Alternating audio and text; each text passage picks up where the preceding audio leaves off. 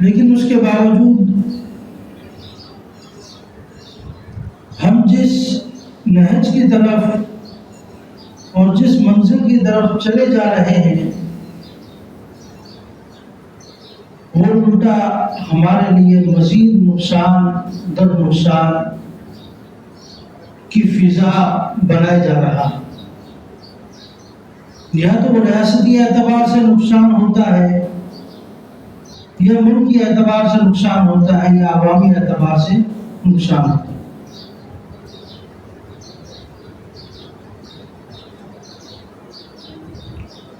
نبی اکرم صلی اللہ علیہ وسلم کی حدیث ہے اعمالکم اعمالکم، جیسے تمہارے اعمال ہوں گے ویسے ہی حکمران تم پر مسلط کر دیے جائیں گے۔ منافق کی 3 علامات بتائی گئی ہیں حدیث کے اندر کہ منافق بندہ کون ہوتا ہے۔ منافق کی علامات جس کے اندر پائی جائیں اسے منافق سمجھا جائے۔ جب وہ بات کرے جھوٹ بولے، جب وعدہ کرے وعدہ خلافی کرے، اور جب کوئی امانت اس کے پاس رکھوائی جائے تو اس میں خیانت کرے۔ یہ 3 علامات منافق کی ہیں۔ جس کے اندر یہ علامتیں پائی گئی وہ منافق کہلاتا ہے۔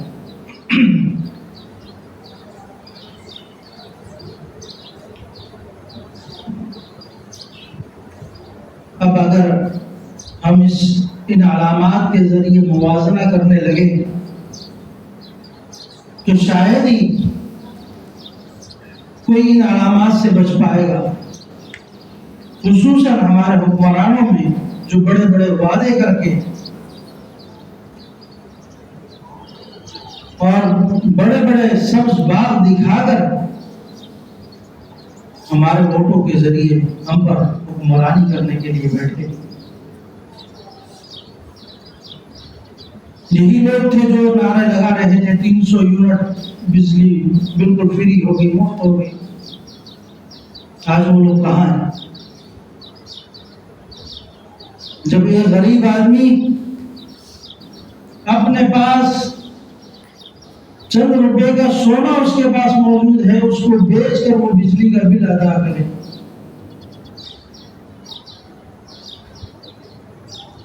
لوگ خودکشی کرنے پر مجبور ہو جائے، چھوٹے چھوٹے بچے جب گرمی میں بلک بلک کر روتے ہیں تو ان کی آہ و بکا ماں باپ نہیں سن سکتے، ماں باپ نہیں دیکھ پاتے، اور جب 24 گھنٹے کی لوڈ شیڈنگ ہو اور گرمی حد سے زیادہ ہو تو برداشت کی کیفیت ختم ہو چکی ہوتی، پھر آدمی برداشت نہیں کر پاتا۔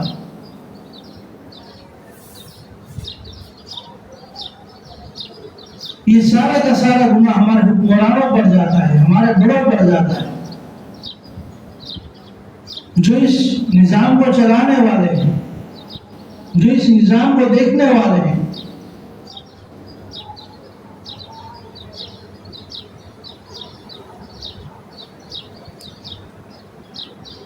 پیٹرول سستا ہوتا ہے، کہا جاتا ہے کہ پیٹرول سستا کر دیا، لیکن 6 مہینے کے پیچھے ہسٹری اٹھا کر دیکھو وہ وہیں کا وہیں کھڑا ہوتا ہے۔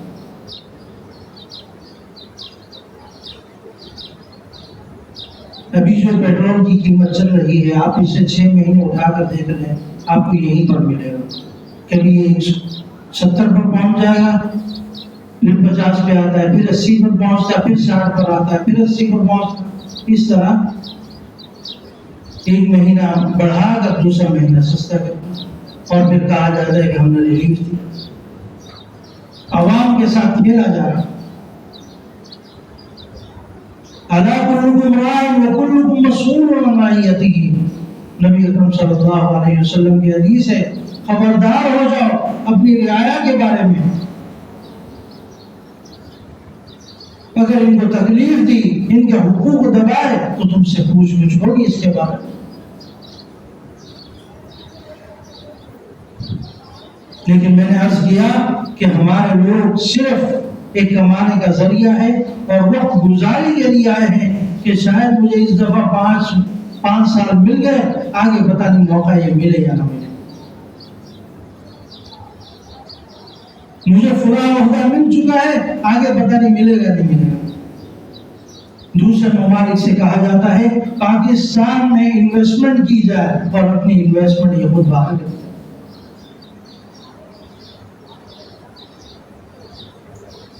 اس میں ہم سب شریک ہیں۔ وہ کہا جاتا ہے کہ جب تک آدمی ایماندار ہے، جب تک اس کو کوئی عہدہ نہیں ملا یا جس کو موقع نہیں ملا، جس کو موقع مل گیا پھر وہ بھی اسی رنگ میں رنگ جاتا ہے۔ تو سب سے پہلے ہم نے اپنے آپ کا جائزہ لینا کہ یہ 3 علامات میرے اندر تو نہیں پائی جا رہی۔ اگر یہ علامتیں میرے اندر پائی جا رہی ہیں تو میں بھی کسی نہ کسی حد تک غلط بھی ہوں، اور سب سے پہلے مجھے صحیح ہونا۔ ہر شخص اگر اس کا ارادہ کر لے گا تو ملک میں ایک امن کی فضا خود بخود قائم ہو جائے۔ اور اب تو ملک اس طرح بکھر گیا ہے کہ سب مل کر کھا رہے ہیں، تم بھی کھاؤ ہم بھی کھاتے، کسی کو کچھ خطہ دے دیا، کسی کو خود جگہ دے دی، یہ تمہاری ہے میری ہے، مل کر کھاتے، نہ تم میرے خلاف بولنا نہ میں تمہارے خلاف بولوں گا، اور نظام چلے۔ اور اسی نظام، اسی طرح، اسی معاملات کے اندر پھر کفار اور منافق اور اسلام دشمن لوگ مزید کچھ فائدہ اٹھانا چاہتے ہیں۔ آپ نے دیکھا چند دن پہلے پاکستان کراچی کے اندر بلکہ ملک بینک بن گیا جہاں عورتوں کا دودھ بیچا جائے گا۔ حالانکہ کتنی بڑی کفار کی سازش ہے ہمارے کہ ان کا خاندانی نظام درہم برہم ہو جائے، یہ خود ختم ہو جائے۔ جب وہ دودھ کوئی لے گا اور کل آپ کی بچی سے شادی کرے گا تو ہو سکتا ہے کہ وہ بہن بھائی ہوں، آپس میں رضائی بہن بھائی ہوں، تو اس حالت میں جب وہ شادی کریں گے تو بہن بھائیوں کا رشتہ میاں بیوی میں کیسے تبدیل ہو سکتا ہے؟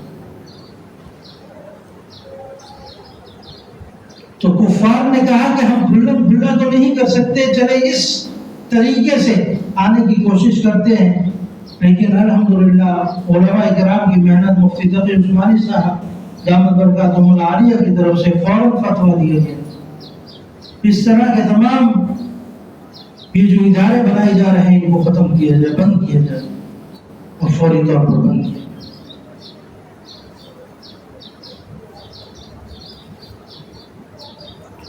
اور اس میں چند اپنی شہرت کو بڑھانے کے لیے کئی لوگوں نے مفتی تقی عثمانی صاحب کے خلاف بھی بات کر دی، اور یہاں تک کہنے لگے کہ مفتی تقی عثمانی صاحب اگر بھینس کا دودھ پیتے ہیں تو اس کا مطلب ہے کہ بچڑے ان کے رضائی بھائی ہو، ایسی باتیں کر رہے ہیں۔ وہ ارشاد نام کا ایک بغیرت، دیکھتے نہیں ہیں کس کے خلاف بات کی جا رہی ہے۔ تھوڑی سی واہ واہ کے لیے، حالانکہ اس کو واہ واہ کہیں سے نہیں ملی، الحمدللہ اتنی عقل ہماری عوام کے اندر موجود ہے، کوئی اس کے ساتھ نہیں چلا، لیکن ایک عالم کے خلاف، اور اس عالم کے خلاف جس کو دنیا تسلیم کرتی ہو، مفتی تقی عثمانی صاحب کئی سال تک عرب کے اندر سعودیہ میں ان کی ایک بڑی جو دینی جماعتیں ہوتی ہیں اور دینی مسائل کو دیکھنے والی ہوتی ہیں ان کے چیئرمین رہ چکے ہیں، اپنی مصروفیات کی وجہ سے خود چھوڑنا پڑا، ورنہ سعودی حکومت آپ کو نیشنلٹی دینے کے لیے تیار بیٹھی، لیکن یہی علماء ہیں جن کو اپنی وطن کی مٹی سے محبت ہے، پیار ہے، یہ اپنی پوری زندگی یہاں گزار دیں گے لیکن باہر نہیں جائیں گے، ان کی قبر یہیں پہ بنے گی لیکن باہر نہیں جائیں گے۔ آج ہمارے 5 سال ایک عہدے پر بیٹھتے ہیں اور جب وہاں سے اترتے ہیں پھر دوبارہ پاکستان نہیں آتے، اور بیٹھنے سے پہلے بہت نعرے لگاتے ہیں کہ ہم نے یہ کر دیا، ہم نے وہ کر دیا۔ ہم پاکستان کے محب ہیں، ہم پاکستان کے لیے جان دینے کے لیے تیار ہیں، اس طرح کی باتیں ہوتی ہیں، اور جب عملی میدان میں دیکھتے ہیں تو زیرو ہوتے ہیں۔ یاد رکھیں،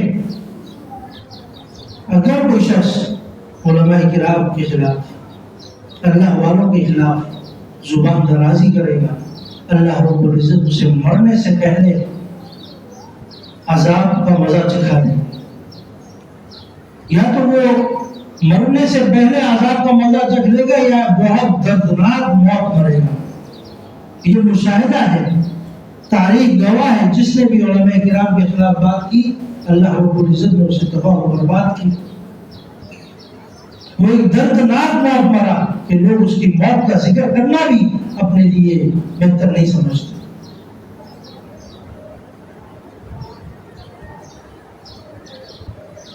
تو کبھی بھی علماء کرام کے خلاف بات نہیں دیکھتے کہ انہوں نے آپ کے گھر کے نظام کو بہتر بنایا ہے۔ یہ وہی لوگ ہیں جو اپنی ماں بہنوں کے جا کر دودھ بیچنا چاہتے تھے تاکہ وہاں سے ہماری انکم ملے، کچھ روپے ہمیں مل جائے۔ ان کا خیال یہی ہے، وہی انگریزوں والا خیال۔ انگریز جس طرح وہاں خاندانی نظام ختم ہو کر رہ گیا، اب یہ مسلمانوں میں بھی یہ چاہتے ہیں کہ یہ نظام ختم ہو جائے۔ جس دن یہ نظام ختم ہو گیا اس دن یہ جو مختصر سا اتحاد مسلمانوں کا نظر آ رہا ہے یہ بھی ختم ہو جائے۔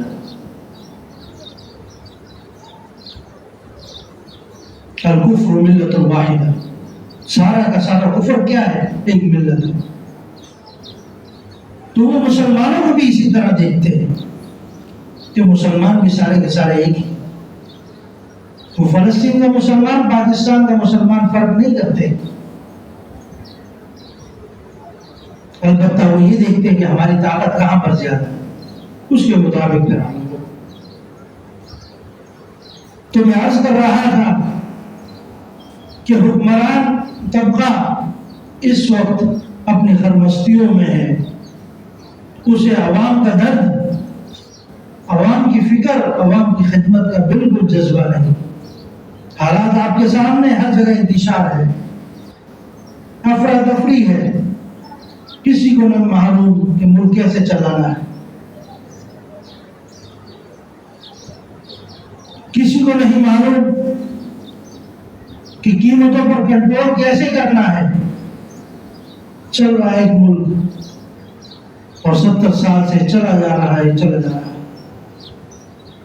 ہمارے بعد جو ملک بن گئے وہاں کی ترقی آپ کے سامنے۔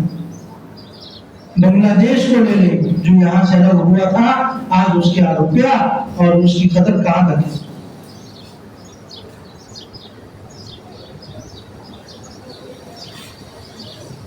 ہمارے تعلیمی ادارے ختم ہو کر رہے ہیں، نہ بچوں کی تعلیم کے حوالے سے۔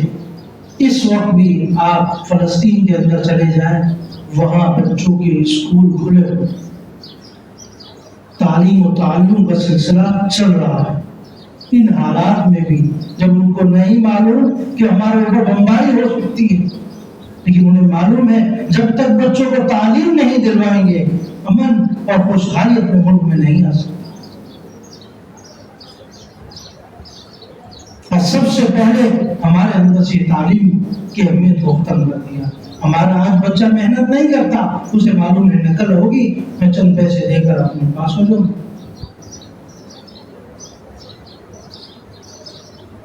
جو تھوڑا سا پڑھ لیتا ہے پھر وہ باہر چلا جاتا ہے، یہاں کچھ ہے نہیں، میں نے جو خرچہ کیا ہے کم سے کم وہ تو نکالوں باہر جا کر، اپنے اعتبار سے وہ بھی ٹھیک ہے۔ تو میں نے عرض کیا کہ ہر اعتبار سے اگر ہم اوپری سطح پر دیکھیں وہاں بھی کئی خامیاں ہیں، نچلی سطح پر دیکھیں تو ہمارے اندر بھی کئی خامیاں ہیں۔ ہم اپنے اگر انفرادی طور پر اپنے گھر کو، اپنے گھر کے نظام کو، اپنے آپ کو دیکھیں تو ہم بھی انہی لوگوں میں شامل ہو جاتے ہیں۔ بس اب ہم اس وقت تک ایماندار ہیں کیونکہ ہمیں موقع نہیں مل رہا۔ جس دن ہمیں کوئی عہدہ مل گیا تو ہم بھی اسی گنگا میں بہہ جائیں گے۔ یہی چلا آ رہا۔ اللہ رب العزت ہماری حفاظت فرمائے، ہمیں ان لوگوں میں شامل فرما دے جو ملک کی خدمت کرنے والے ہیں اور اپنے گھروں کو ایک نورانی گھر اور اللہ رب العزت کی برکتوں والا، رحمتوں والا بنا۔ اللہ کلکم راع وکلکم مسئول عن رعیتہ، آپ کے بچوں کے بارے میں آپ سے پوچھا جائے گا، آپ نے انہیں کیا تعلیم دلوائی، ان کے لیے کیا محنت کی، ان کے لیے حلال کمایا حرام کمایا، ان کے آرام کے لیے کیا کیا، یہ سارا کا سارا آپ سے پوچھے گا۔ اور آدمی پھر انہی بچوں کے لیے بعض دفعہ فتنے میں بھی مبتلا ہو جاتا ہے، بعض دفعہ غلطیاں بھی کر بیٹھتا ہے، تو غلطیاں نہیں کرنی لیکن ان کا خیال ضرور رکھنا۔ حضرت عمر بن عبدالعزیز آخری وقت میں جب انتقال ہونے لگا تو لوگوں نے کہا کہ بیٹیاں چھوڑ کر جا رہے ہو، بیٹیوں کے لیے کچھ ہے یا نہیں؟ فرمانے لگے کہ میں نے اپنی بیٹیوں کو سورہ واقعہ یاد کروائی ہے اور میری بیٹیاں ہر مغرب کی نماز کے بعد اس کا اہتمام کرتی ہیں، مجھے معلوم ہے اگر میں نہیں رہوں گا تو میری بچیوں کا کھانا پینا اللہ رب العزت بند نہیں کریں گے۔ ان کو جو میں دولت دے کر جا رہا ہوں وہ دولت ایسی ہے کہ کبھی نہ ختم ہونے والی ہے، یقیناً میں ان کے لیے مال و دینار چھوڑ کر نہیں جا رہا، بڑے بڑے گھر بنا کر نہیں دے کے جا رہا، لیکن ان کو ایک ایسی صورت دے کر جا رہا ہوں کہ اس کا اہتمام اگر کریں گی تو اللہ رب العزت انہیں ہمیشہ کامیاب و کامران کرے گا۔ پھر لوگوں نے دیکھا کہ ان کی بیٹیاں بعد میں مالدار ہوئیں اور ان کے گھر بار چلتے رہے، لیکن جو یہ لوگ باتیں کر رہے تھے کہ ان کے لیے آپ نے کچھ نہیں کیا، ان کے بچوں کو دیکھا گیا کہ وہ مسجد کی سیڑھیوں میں بیٹھ کر بھیک مانگ رہے تھے۔ جنہوں نے مال و زر پر، مال اور دینار پر اپنے آپ کو بھروسہ کیا، اللہ رب العزت نے ان کو ذلیل کر کے دیا کہ اللہ یہ تو اللہ کی دین ہے، اللہ کی تقسیم ہے کہ کسی کو زیادہ دے دے کسی کو کم دے دے، اپنی محنت اور جستجو بندے کی ہونی چاہیے، حلال اس کے حلال کمائے، اپنے بچوں کی دیکھ بھال کرے، اس کے مطابق زندگی گزارے، اللہ تعالیٰ برکت بھی دے گا، رحمت بھی دے گا اور مال میں وسعت بھی دے گا۔ اللہ تعالیٰ عمل کی توفیق عطا فرمائے۔